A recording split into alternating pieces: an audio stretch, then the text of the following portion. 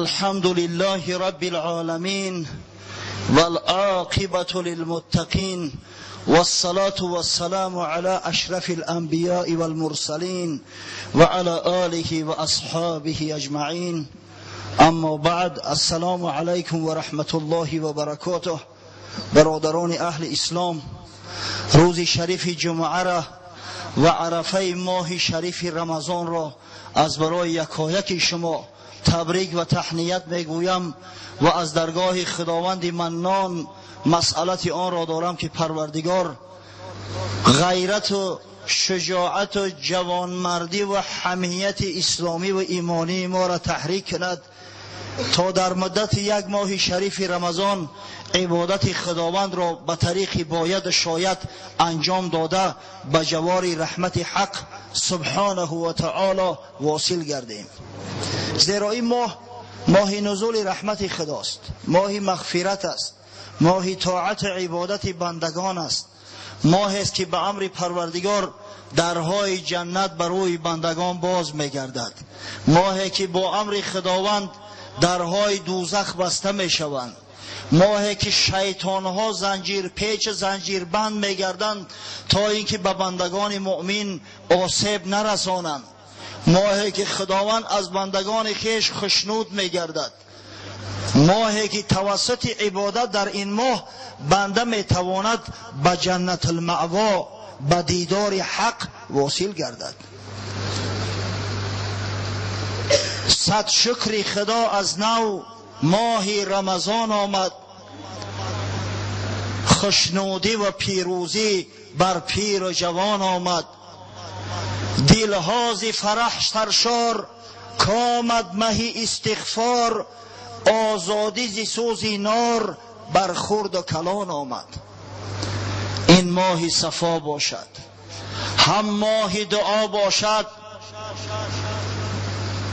جان و دل ما باشد چون جان جهان آمد.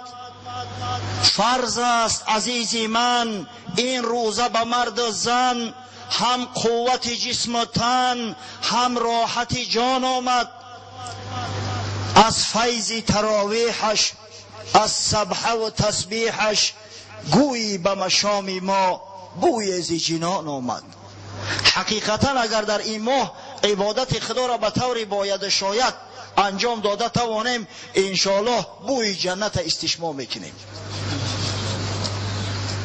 پس انشاءالله از همین هفته شروع میکنیم با بیان ماه شریف رمضان، از فضیلت شروع میکنیم، بعد به فرایض و امثال آن، و کوشش میکنیم که در یک ماه رمضان فقط صحبت از روزه و رمضان، فضیلت رمضان، احکام آن، شکنندگان روزه، عملهایی که روزه بنده را مکروه میسازند، یک یک برای شما بیان کنیم.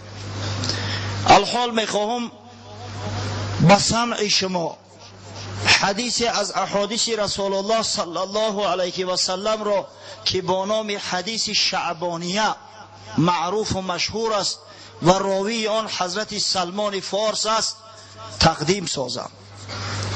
حدیثی که بسیار بسیار مفصل است، حدیثی که آن را پیغمبر صلی الله علیه و سلم در چنین روز از روزها گفته است، در روز آخران ماه شعبان.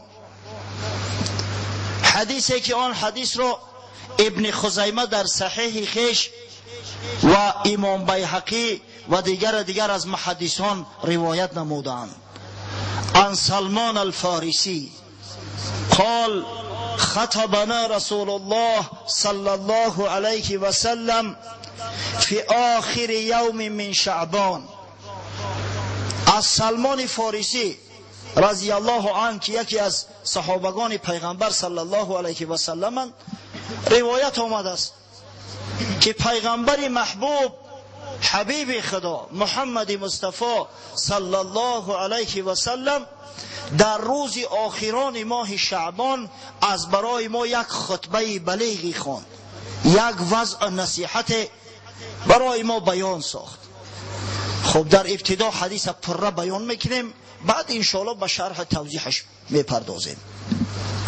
حضرت صلی الله علیه و سلم فرمودند یا ایها الناس قد اظلکم شهر عظیم مبارک.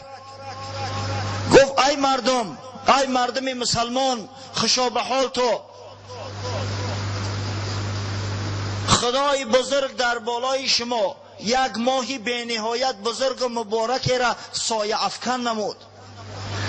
درهای شما را ماه میکوبد که شرافت و عظمت بزرگیش پیش خدا به نهایت بلند است. قد اظلکم شهر عظیم مبارک فیه لیلة خیر من الف شهر.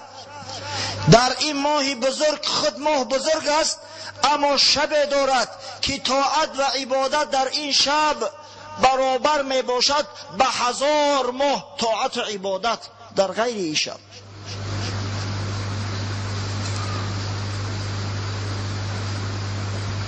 جعل الله صیام نهاره فریضة و قیام لیله تطوعا.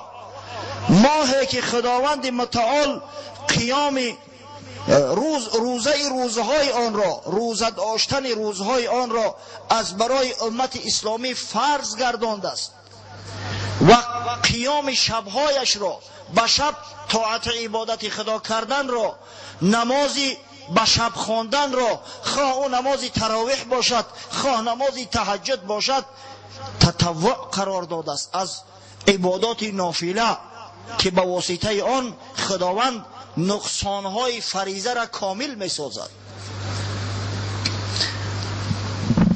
من تقرب فیه بخصلة من الخیر کان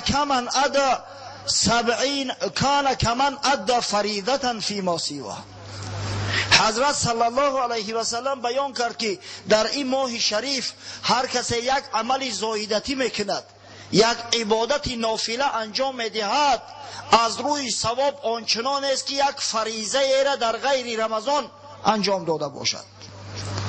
نماز نافله که در ماه شریف رمضان خوانده می شود اجر ثوابش برابر است با نماز فرضی.